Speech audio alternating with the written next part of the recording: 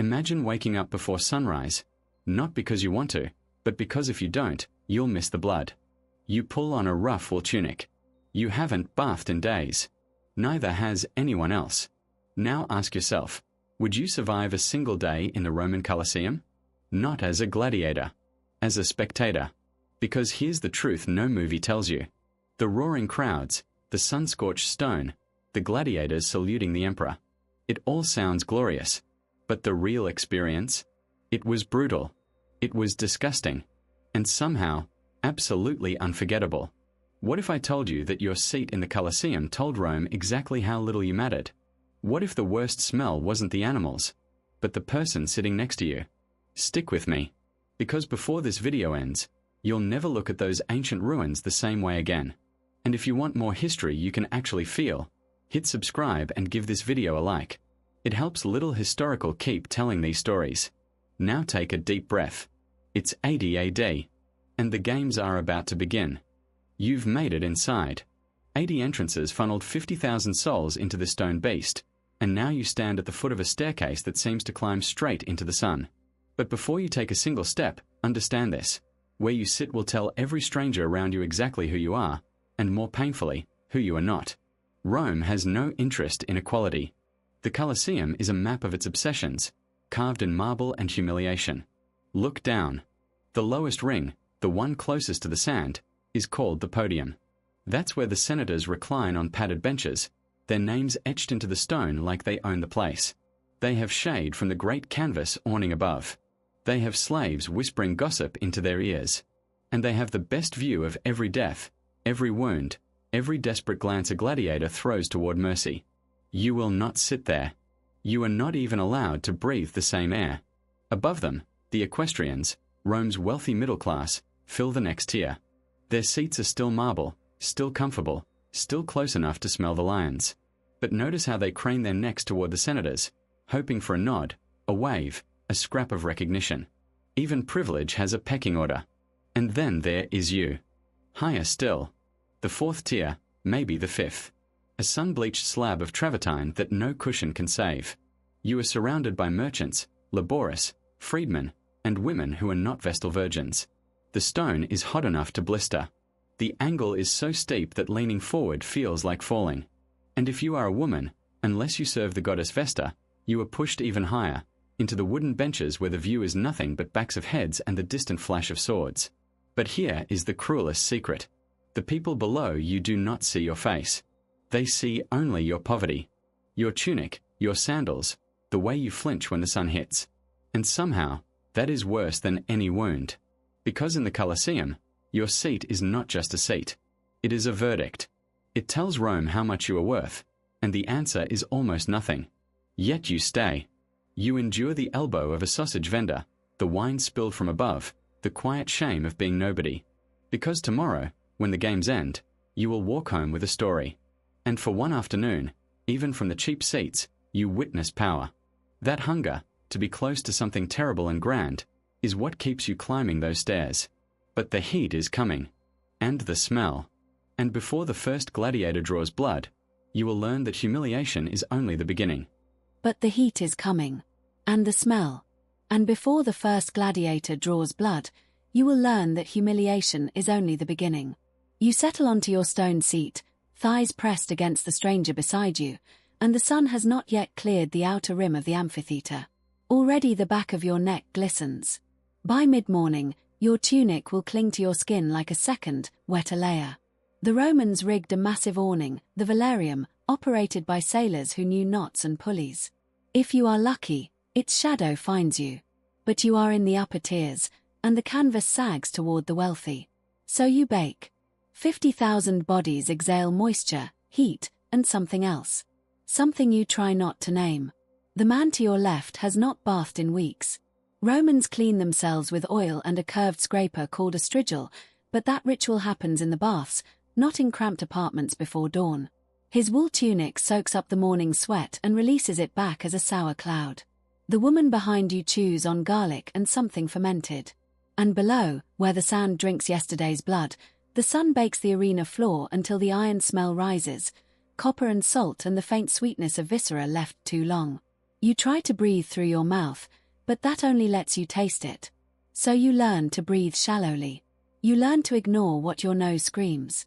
And yet, the crowd murmurs with a strange intimacy. Strangers lean into each other to whisper rumors.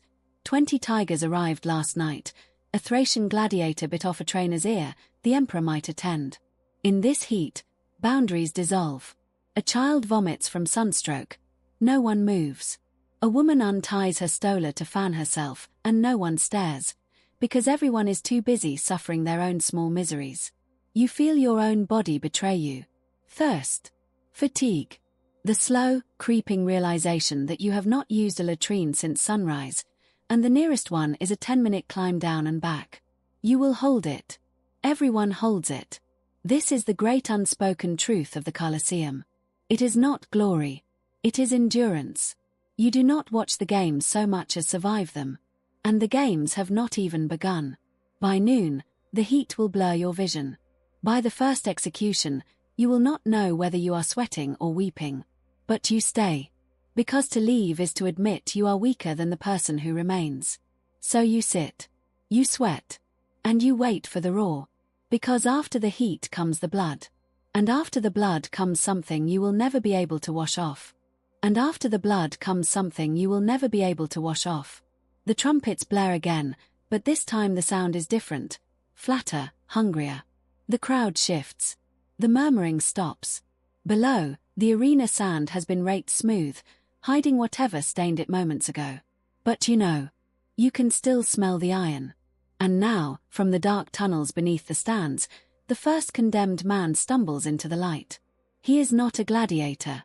He carries no sword, no shield, no hope. His wrists are bound. His tunic is torn. And the crowd does not cheer. They watch. They wait. Because this is the morning ritual Rome loves in secret, the execution as theatre. You hear the announcer call out his crime, perhaps treason, perhaps theft, perhaps simply being captured in the wrong war. It does not matter. The sentence is the same. A lion has not eaten in 2 days. They release it from a cage door that rises through a trapdoor, and for one terrible second, man and beast stare at each other. Then the screaming starts. Not his. The crowd's. They roar with a joy that makes your stomach clench. The man tries to run, but the sand steals his footing. The lion is faster. And you cannot look away. No one can. Because this is not justice. This is a promise. Rome is telling you, this could be you. Obey, or this is you. Sometimes they add a story. A criminal dressed as the mythical Orpheus, torn apart by bears while pretending to play a lyre. A woman cast as Dido, burned alive inside a wooden cart. The Romans call it fabulae little plays. But the actors do not rise for a bow. And the audience, your neighbors, your fellow citizens, they laugh at the punchlines. They point when the condemned trips. They bet on how long the screaming will last. You find yourself watching their faces more than the arena. A mother holds her son's eyes open so he does not miss it. 2 old men argue over whether the lion should have pounced sooner. And you realize something dark. You are no longer horrified. You are curious. You want to see what happens next. That is the Colosseum's true poison. It does not make you cruel. It makes you forget that cruelty is wrong. The body is dragged away by a man dressed as Mercury, the messenger god, his hot iron rod tapping the corpse to prove it is truly dead. Another man dressed as Charon, the ferryman of the underworld, hooks the remains through a gate. The crowd claps. The sand is raked again. And you are still sitting there, heart pounding, throat dry, already waiting for the next one. The morning is not over. The beasts are not finished.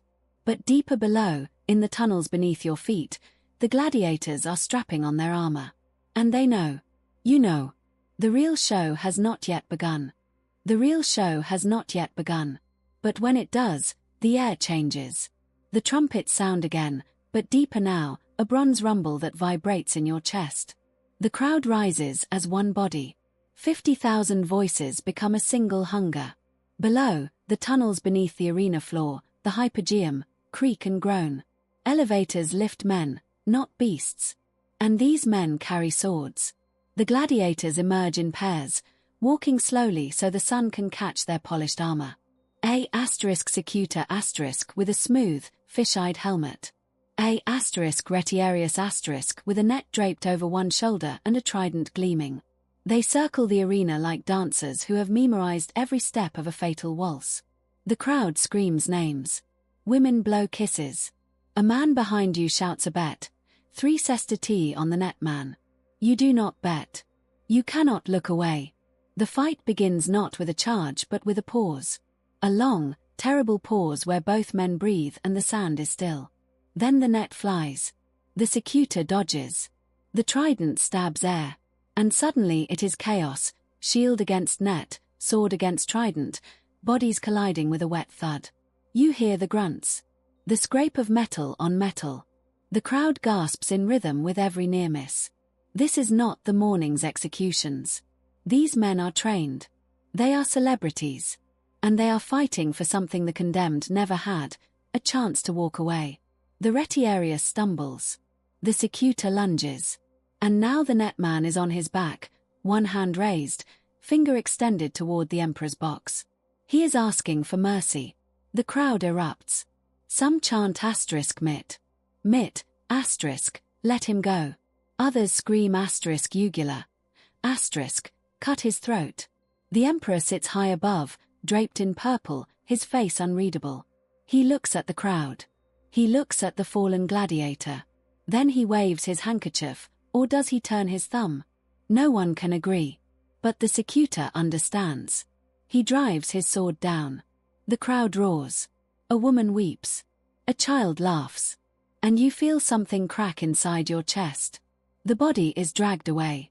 The sand drinks again. The victor stands over the corpse, arms raised, helmet off, sweat and blood mixed on his face. He is not a monster. He is a survivor. And you are clapping. You do not remember deciding to clap.